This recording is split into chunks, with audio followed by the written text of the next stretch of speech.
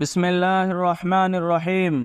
حضرت ابو ذر رضی اللہ تعالی عنہ بیان کرتے ہیں، میں نے عرض کیا یا رسول اللہ صلی اللہ علیہ وسلم، کون سا عمل افضل ہے؟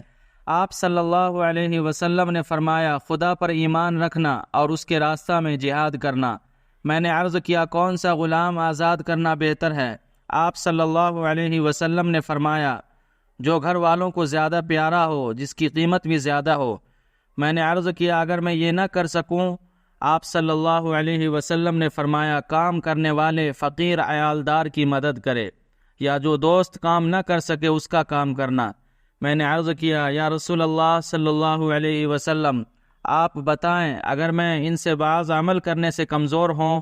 آپ صلی اللہ علیہ وسلم نے فرمایا، تو لوگوں سے اپنی شرارت روک لے، یہ کام بھی تیرے نفس پر تیری طرف سے صدقہ ہے۔ متفق علیہ۔